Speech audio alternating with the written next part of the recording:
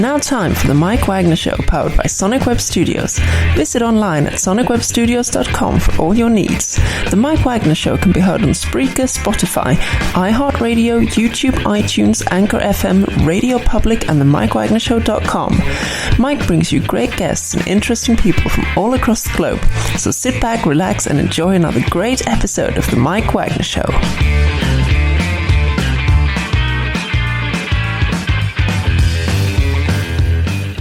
Hey everybody, it's on the Mike Wagner Show, powered by Sonic Web Studios. Visit online at sonicwebstudios.com for all your needs. Look at a professional website without breaking your budget. Sonic Web Studios is the answer. Sonic Web Studios offers fast, affordable custom web designs at below the competition way. Call today at 1-800-303-3960. That's 1-800-303-3960. Or email support at sonicwebstudios.com. Mention the Mike Wagner Show. Get 10% off your first order. Sonic Web Studios. Take your image to the next level. Also, the Mike Wagner Show can be heard on the MikeWagnerShow.com. You can check our Facebook page at Facebook.com/The Mike Wagner Show. You can download and listen on Facebook, SoundCloud, Spreaker, Spotify, and iHeartRadio. Also on Anchor FM, Radio Public, iTunes, Google Play, Apple, as well as Stitcher and Deezer. Take the Mike Wagner Show on any mobile device. Subscribe to the Mike Wagner Show on YouTube and follow the Mike Wagner Show on Instagram and Twitter today.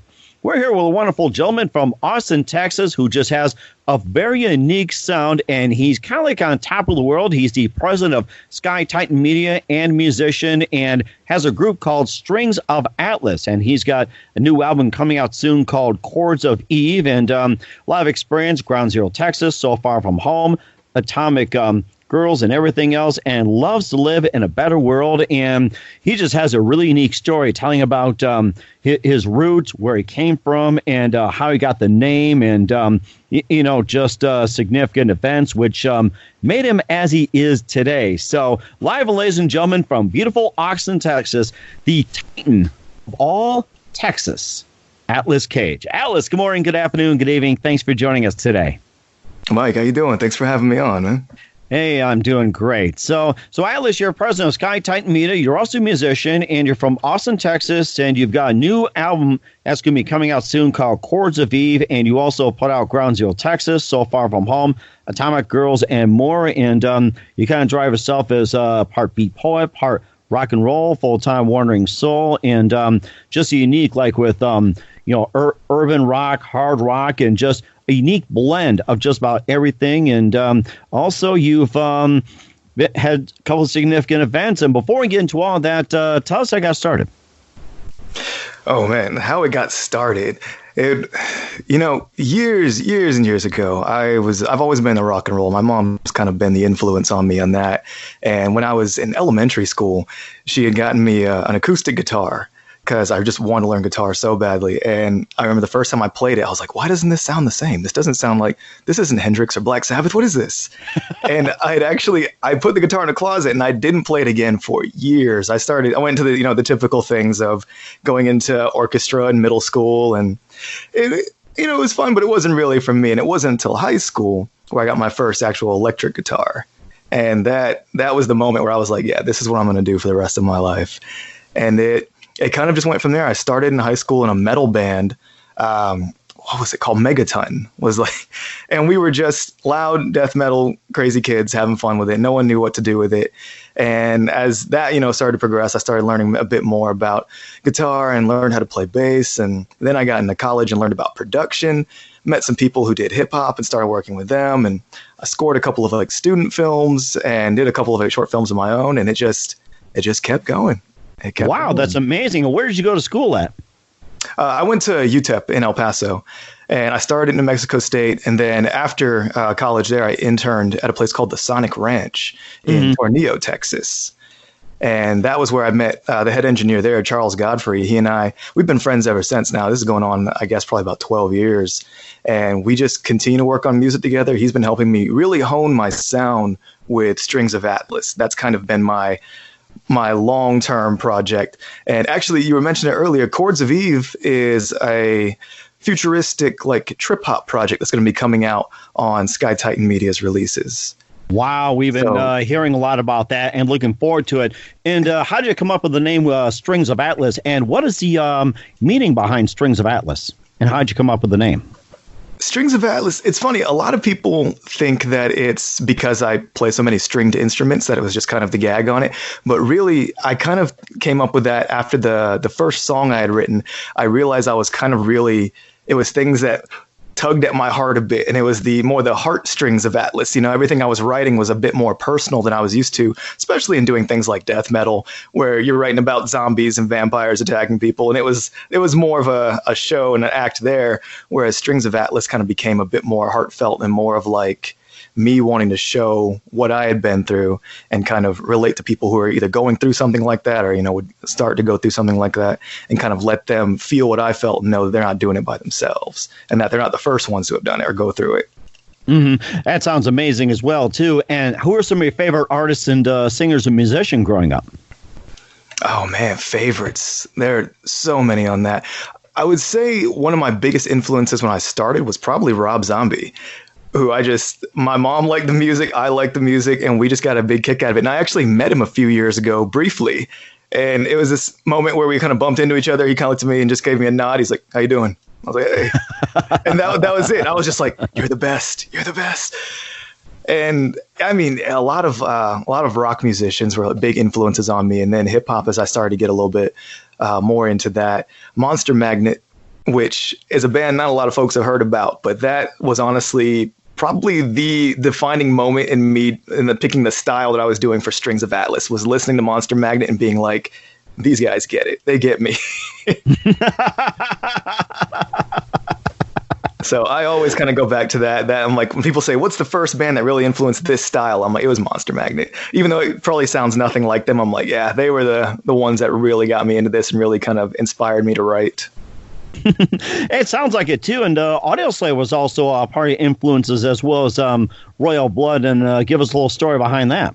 Yeah, Royal Blood. I've only recently heard them. They probably started off a couple years back, and it was almost like instant. When I heard them, it was just a sound. I was like, I have to hear more. These guys are amazing, amazing. And you talk about Audioslave, and I always thought one day I would get to a point in my music where I could collaborate with these big name artists and the people that I was idolizing growing up. And I was so hurt when Chris Cornell passed away. I was like, oh yeah, that was terrible. But amazing, amazing singer. I could only wish to be half as good as he was. Mm-hmm.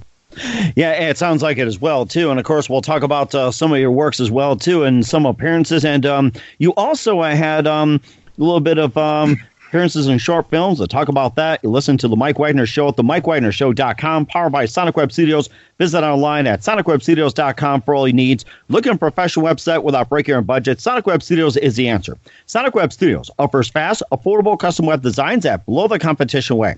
Call today at 1-800-303-3960. That's 1-800-303-3960. Or email to support@sonicwebstudios.com. Mention the Mike Wagner Show. Get 10% off your first order. Sonic Web Studios. Take your image to the next level. Also, the Mike Wagner Show can be heard on the MikeWagnerShow.com. You can check our Facebook page at Facebook.com/The Mike Wagner Show. You can download and listen on Facebook, SoundCloud, Spreaker, Spotify, and iHeartRadio. Also on Anchor FM, Radio Public, iTunes, Google Play, Apple, and more. Take the Mike Wagner Show with you on any mobile device. Subscribe to the Mike Wagner Show on the YouTube channel. You can also follow the Mike Wagner Show on Instagram and Twitter today. We're here with Atlas Case, the president of Sky Titan Media and musician from Austin, Texas. We talked about some of his background, his influences, and we'll be talking a little bit about Chords of E, his wonderful project. And Sky Titan Media, you formed, and tell us about your company and what influenced you to form Sky Titan Media. Well, you know, originally when I went to college, I went in for business administration because I thought I already had been doing music for a while and I kind of got a hang on that, but I don't really know much about the business side of it. And my ultimate goal back then was to start a record label. And then, you know, as it went on, I kind of realized that business, at least at the time, was definitely not really my thing. And especially getting in those accounting classes and everything, I was like, oh, no, this is not for me. I need to just pick up this guitar and keep going. Mm-hmm. But I think, honestly, that might have been a blessing in disguise because it forced me to go out there and take a lot of chances with my music and interact with people that I wouldn't normally interact with or normally get a chance to. and just kind of round out my education, really learn about the pitfalls and things, what other people were dealing with, what managers were doing, what promotional people were doing, and really kind of just building that foundation. And then circling back to it, a decade later, I realized just how much more I knew about it, and I wanted to go back into it. I think it was just something I really wanted to do. I really enjoy working with other artists, and in the band, the way I do it now, a lot of it tends to be on just me. I play the guitar, bass, drums, kind of sing a little bit, learning all the recording. I do most of the production like in-house. So a lot of it's isolating now. It's not the same as being out there on the road with a band. So when I started to see the opportunities to help other artists develop what their talent was and kind of get them into the music industry, I thought, let's give it a shot. Sky Titan Media was born. And it's also well worth it, too. As a result, now they have 3 albums: Ground Zero Texas, So Far From Home, Atomic Girls. You also were an independent film score, 3 short films, and you appeared on Ninja Warrior, and you also have been heard from Florida to Texas, and you also had a big break with Atomic Girls. You can just tell us about your albums and also tell us about some of your appearances in films, too, and Ninja Warrior. Yeah. Oh, Ninja Warrior. Those were some fun times, honestly. I actually, I just started a vlog when I started Sky Titan, to where I was kind of doing just a behind the scenes, kind of give people a rounded out view of what the musician is behind the music. And I found my old Ninja Warrior audition tapes from like 2006. Oh, wow. And, production-wise, they don't really hold up. You could tell what was going on in it. And I decided to go back out and see if I could still do some of those same moves. I don't even know 13 years later, something like that.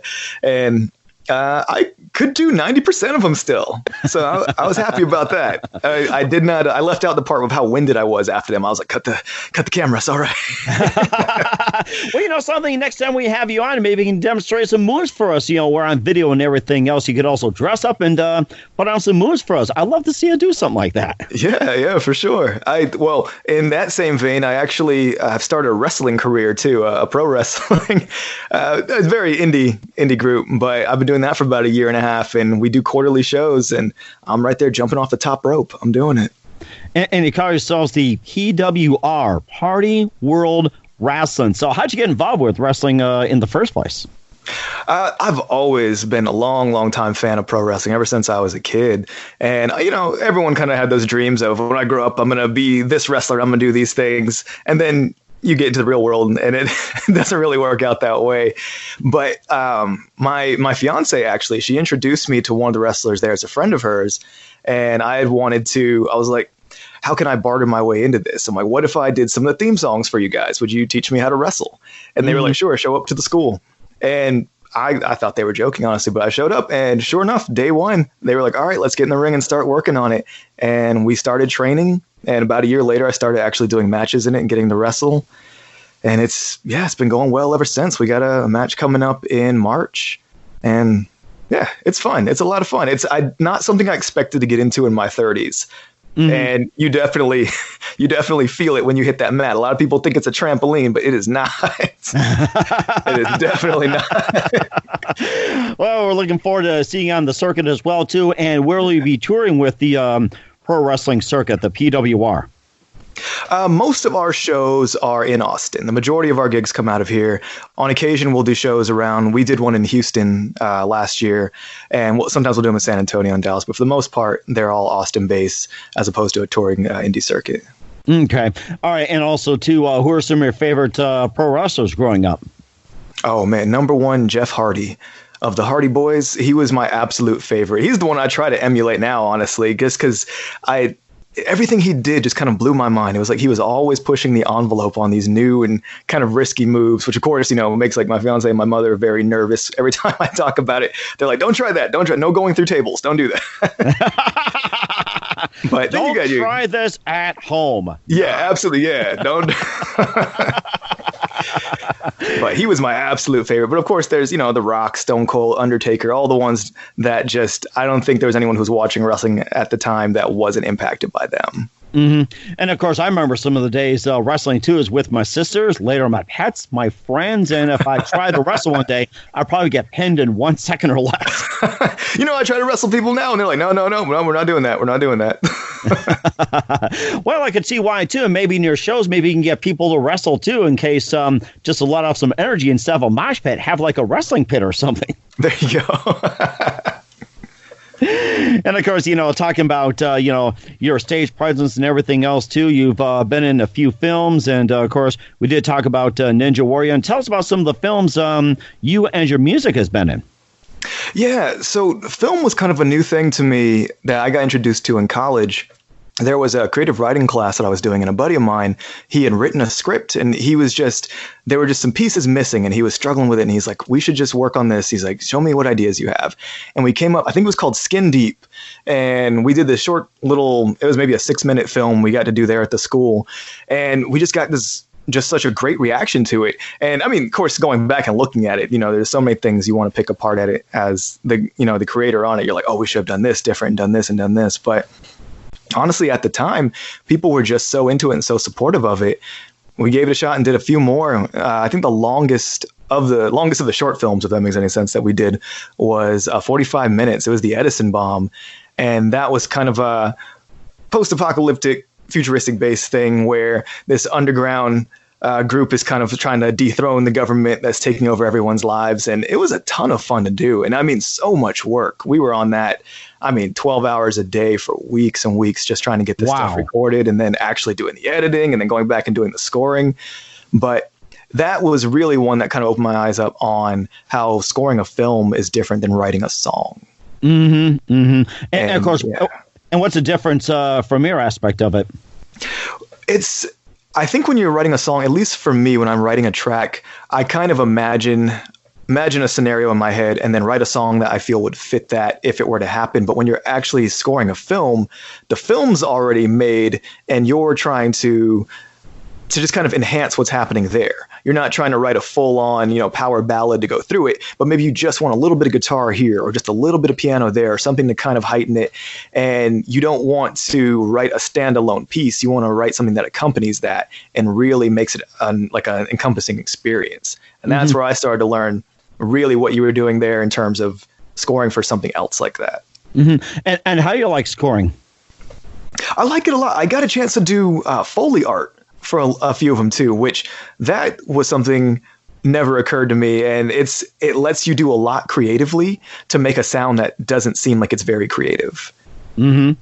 And as far as you're doing, when you get like someone gets punched and you hear in one like Jackie Chan's movies, he gets hit and you hear like this crunch on him and everything. And you think you're doing something, you got something bone breaking or they're smashing things up. But in reality, it's a sound designer who just splits a watermelon in half and records that sound. And they just got hit in the face so hard that, and knocked them out of their shoes. Cracking a watermelon. I think I'll have to try that sometime in case I feel like hitting somebody. There you go. Oh, that's something to keep in mind too. And where can we check out some of the movies? I know I've got the trailers on my own site, or on YouTube anyway. If you go to Sky Titan Media on YouTube, I've got them on there. The actual films, they were all put on DVD back in the day, and they just kind of floated away. I think I've got a couple copies in a box somewhere. I might need to digitize them, get them online. Some of them are just in the ether now. Well, we're looking forward to it as well too, and you can do that pretty soon too, and we'll talk about your few albums as well too. You listen to the Mike Wagner Show at the MikeWagnerShow.com, powered by Sonic Web Studios. Visit online at SonicWebStudios.com for all your needs. Look at a professional website without breaking your budget. Sonic Web Studios is the answer. Sonic Web Studios offers fast, affordable custom web designs at below the competition way. Call today at 1-800-303-3960. That's 1-800-303-3960, or email to support@sonicwebstudios.com. Mention the Mike Wagner Show, get 10% off your first order. Sonic Web Studios, take your image to the next level. Also, the Mike Wagner Show can be heard on the MikeWagnerShow.com. You can check our Facebook page at Facebook.com/The Mike Wagner Show. You can download and listen on Facebook, SoundCloud, Spreaker, Spotify, and iHeartRadio. Also on Anchor FM, Radio Public, iTunes, Google Play, Apple, and more. Take the Mike Wagner Show with you on any mobile device. Subscribe to the Mike Wagner Show on the YouTube channel. Also follow the Mike Wagner Show on Instagram and Twitter today. We're here with Atlas Cage, president of Sky Titan Media and musician. He's from Austin, Texas, and we talked about some of his experience as well, too, including a little bit of wrestling and also a little bit of film work and everything else. And we talked a little bit about the upcoming album that's going to be out pretty soon, Chords of Eve. But also you had some experience with Ground Zero, Texas, So Far From Home, and Atomic Girls, a few of your releases. And tell us about some of those releases as well, too. Yeah, for sure. The last release I did for Strings of Atlas was the In a Better World album, and that was in 2015. And that one got a lot of traction. That one I definitely was able to put a lot more into production-wise. And Charles did the drums for me on that one. And that album just came out really, really well. That actually took me I moved to Michigan from Austin for about a year because I was just doing so many shows and so many interviews in the Midwest then based on that album. I just figured that was the spot I needed to be in. So I moved out there, was out in the snow for about a year, and then moved back to Austin. And so the album that's coming out in April, that one's actually How Far We've Come is the title of that EP. It's a 3-track. And it was kind of inspired by just sort of looking back at everything. And, sometimes you get that feeling of you're not where you thought you would be. And because of that, you feel like you haven't done anything, like you've been kind of just spinning your wheels. And I had those moments in music where I'm like, okay, where did I think I was going to get to and where am I at now? And I just felt for a while there that I wasn't really doing my best at it, that I was missing something. And, How Far We've Come was my kind of reflection looking back on that and being like, no, look at all of these shows and all of these albums and these interviews and all these people that you've met. And it was just kind of like it started to write itself. I was like, okay, this is what it needs to be. And so I'm excited about that one. I'm excited to have that one come out and see how it vibes with people. That'd be great, too. And looking forward to it as well, too. And where can people find your albums at? Everywhere. I fought for so long to get them on iTunes back in 2009 before it was, throw it on CD Baby and have someone put it up there. iTunes, Apple Music, Spotify, stream everything on Spotify you can. That's a big deal. Helps us out. And on SkyTitanMedia.com. We got everything on there as well. Anybody wants to check them out, you can stream on it. We got the music videos on there. We got the vlogs up on there. So a good bit of content out there for people to check out. Yeah, sounds great, too. You got a lot of big plans for 2020. And any plans for a possible tour in 2020 or sometime in the future? I've been thinking about it. I pulled back from the road. Like back in 2009, I was just on the road constantly. I packed up my instruments in the car and I just drove, and I lived in that car for like a year and a half. And I DJ'd at places and I played gigs and I fill in for drummers and play for them when bands didn't have them. And I just did music forever on the road. And when I moved to Austin, I was doing shows probably 4 to 5 nights a week. Mm-hmm. And it was tough. I think people don't realize just because you go out and play an hour and a half show that it seems like it's just, it's easy work. Go out there and do whatever and then head back. But they're also not accounting for the day job that came before it and moving all the equipment and getting all the people together. And it started to kind of slow me down a little bit. And I got more into the behind the scenes and I wanted to help produce other people. So tour wise, I love playing on stage. I love being out there and meeting the crowd. I don't have anything planned yet, but we'll see how it goes. When a new album comes out, the last new one I had come out was 2015. So who knows, that energy might kick in where it's like, nope, I got to go out here and play some of these shows. So I a few years back, I bought a bus. I bought this bus out of a junkyard and spent about 9 months just rebuilding it and turning it into a tiny home so I could tour in it. Nice. That's a big trend they have out there. Buy a school bus and make a nice little home out of it. It's like, you're giving me some great ideas. I'll tell you that. I think I'll go buy a bus right now if I get done with you. So do it. I can show you how to put in hardwood floors. Oh, yes. That'd be so ideal. I could think of much stuff. And of course, just a couple of things right here. We'd love to have you back on sometime 2020. Who do you consider biggest influence in your career? My mom. As cheesy as it is to say, I will say my biggest influence and my personal driver and being always introducing me to music and always being supportive of everything. She has been there from day one, from the death metal days to the record label now. But in the unofficial capacity. Officially, like my biggest influence now, it's still, in terms of the record label, I like following what Fueled by Ramen does. I feel like they really take care of their artists and they're always doing something interesting with it. And as far as the bands themselves, it's just always Monster Magnet. I'm just like, when can we go on tour together? That's when I would go on tour. I would pack up the bus today to go out there and tour with Monster Magnet. There you go. Let's throw me on the bill. Let's do it. Oh, that'd be something. Yeah, that'd be something. And what's the best advice you can give to anybody at this point? The best advice I can give people is, I would say, don't rush what you want to do. Definitely don't stop. I feel like when you tell people don't rush, it feels like you're telling them take their time in terms of like, don't do this, don't worry about this yet, you can do it tomorrow. But more of don't get ahead of yourself and miss any of the important steps it takes to get you there. I think I was sort of in a rush to become this rock star person that I had in my head, that I was so focus on just do the gigs, keep going out and doing this, that I missed all the other things that actually make up that music career. And I think that tunnel vision kind of did a little more damage at the time than help. So I would say to anybody, just kind of take a step back and really figure out what it is you want to do and why you want to do it. And once you got that clear path, you can do whatever. And I think that's great advice as well, too. And Atlas Cage, president of Sky Titan Media, the part of the group Strings of Atlas, and he's got the new album out, Chords of E, coming out very soon. And before we go here, we'd love to have you back on. Tell us again your upcoming projects, what's your website, how do people contact you, and where can people listen to your music or purchase? Yeah, everything. We have everything for sale and for stream on skytitanmedia.com. You can reach out on there as a contact form. Of course, we've got the usual of Facebook and Instagram.